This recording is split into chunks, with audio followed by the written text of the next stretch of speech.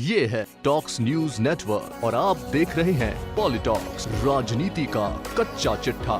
देश में जल प्रबंधन को लेकर ये गहरी चिंता की बात है कि न केवल हम जल संकट से परेशान हैं, बल्कि जो पानी है वो भी गुणवत्ता पर खरा नहीं उतर रहा है। इस कड़ी में बात करें महाराष्ट्र, राजस्थान, कर्नाटक, आंध्र प्रदेश, तेलंगाना, बुंदेलखंड व विदर्भ की, तो यहाँ इन दिनों पानी का भीषण संकट गहराता है। हर साल यहाँ के कुछ इलाकों को सूखे की मार इस तरह से झेलनी पड़ती है कि हर साल इस मार से कई किसान परिवार इसकी भेंट चढ़ जाते हैं। यही वजह है कि नरेंद्र मोदी ने जल शक्ति मंत्रालय का गठन किया है। इसमें जल संबंधी मुद्दों से निपटने के लिए एकीकृत मंत्रालय के रूप में जल शक्ति मंत्रालय बनाया गया है, जिसमें अंतर्राष्ट्रीय से लेकर अंतर्राज्यीय जल विवाद, पेयजल उपलब्ध कराने, नमामि गंगे परियोजना, नदियों को स्वच्छ करने की महत्वाकांक्षी पहल को शामिल किया गया है।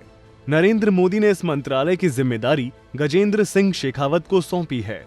आपको बता दें कि गजेंद्र सिंह राजस्थान की जोधपुर लोकसभा सीट से मुख्यमंत्री अशोक गहलोत के बेटे वैभव गहलोत को हराकर दूसरी बार संसद पहुंचे हैं। गजेंद्र सिंह को जल शक्ति मंत्रालय का जिम्मा पिछली मोदी सरकार में कृषि राज्य मंत्री के तौर पर उनके कामकाज को देखने के बाद मिली है। उन्हें 2016 में हुए मंत्रिमंडल विस्तार में राज्य मंत्री बनाया गया था। यह किसी से छिपा हुआ नहीं है कि पीने के शुद्ध पानी का ही इतना संकट है, तो सिंचाई के लिए किसानों तक पानी पहुंचाने का काम तो दूर की बात है। राजस्थान समेत कई राज्यों में पानी के संरक्षण को लेकर कई तरह की योजनाएं और जागरूकता शिविर लगाए जा रही हैं, लेकिन महाराष्ट्र में सूखाग्रस्त इलाकों में इस जागरूकता का अभाव नजर आता है।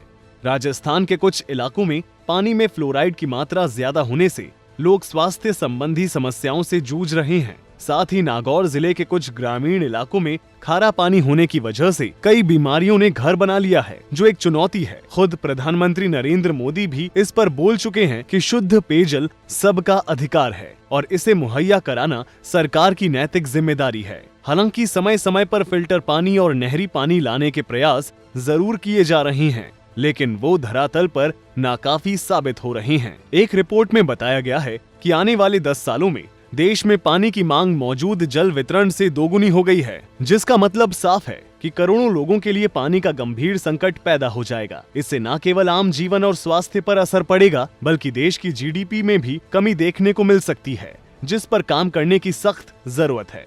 गजेंद्र सिंह शेखावत के सामने पानी से जुड़े अंतर्राष्ट्रीय और अंतर्राज्यीय जल विवादों को सुलझाने के अलावा संसाधन के रूप में जल के बेहतर इस्तेमाल को सुनिश्चित करने की चुनौती है। गौरतलब है कि जल संकट के लिए जल संरक्षण को लेकर रणनीति और आम जनमानस में जागरूकता की कमी के साथ साथ जल विवाद भी एक अहम कारण है। समय समय पर न केवल अंतर्राष्ट्रीय बल्कि अंतर्राज्यीय कलह जल के सही और समान उपयोग में बाधा बनती है। इसमें कावेरी जल विवाद, रावी व्यास जल विवाद अहम है। हालांकि नर्मदा, गोदावरी और कृष्णा नदी जल विवाद को सुलझा लिया गया है, जो लंबे समय से विवादों में रहे। जाहिर तौर पर जल शक्ति मंत्रालय के सामने चुनौतियों का अंबार है। यदि मंत्रालय के मुखिया गजेंद्र सिंह शेखावत नरेंद्र मोदी की उम्मीदों पर खरे उतरे, तो वे सफलता के नए कीर्तिमान स्थापित कर सकते हैं। गजेंद्र सिंह को करीब से जानने वाले बताते हैं कि उन्हें चुनौतीपूर्ण काम करना अच्छा लगता है। लोकसभा चुनाव में मुख्यमंत्री गहलोत के बेटे से मुकाबला इसकी ताजा मिसाल है। ऐसे में यह देखना रोचक होगा कि नए मंत्रालय में नई जिम्मेदारी को वे कैसे निभाते हैं। पॉलिटॉक्स न्यूज के लिए नूतन शेखावत की रिपोर्ट। ये है टॉक्स न्यूज नेटवर्क और आप देख रहे हैं पॉलिटॉक्स, राजनीति का कच्चा चिट्ठा।